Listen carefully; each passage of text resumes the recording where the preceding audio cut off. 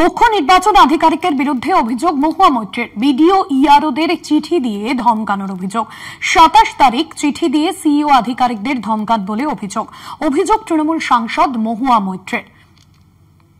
গতকাল 27 অগস্ট আমাদের CEO West Bengal, CEO মানে চিফ ইলেকটোরাল অফিসার, মুখ্য নির্বাচনী আধিকারিক যে পশ্চিমবাংলার দায়িত্বে আছে, যিনি দিল্লির নির্বাচন কমিশনের আন্ডারে, তিনি সমস্ত আমাদের বিডিও ইআরও যারা ইলেকশন ডিউটিতে থাকবে তাদের একটা চিঠি পাঠিয়েছেন।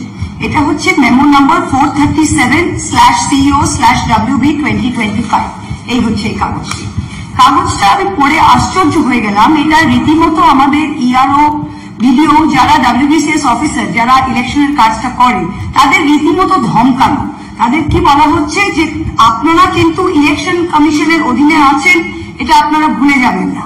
আপনারা যদি আপনাদের কাজে এই করতে হবে সেই করতে হবে, যে না করেন তাহলে কিন্তু আপনারা সাসপেন্ড হবেন এবং আপনারা জেলে পর্যন্ত যেতে পারেন। এটা রীতিমতো ওয়েস্ট বেঙ্গল সার্ভিস অফিসারদের ভয় পাওয়ানো, ধমকানো।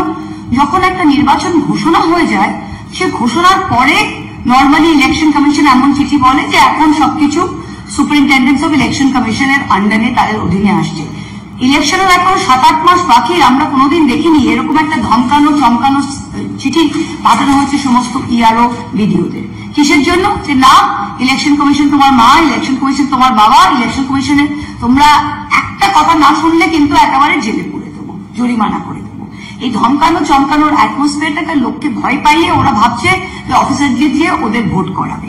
একদিকে তৃণমূল কংগ্রেস, অন্যদিকে আগে অন্য রাজনৈতিক পার্টি থাকতো, এখন কি হয়েছে? একদিকে তৃণমূল কংগ্রেস, অন্যদিকে নির্বাচন কমিশন।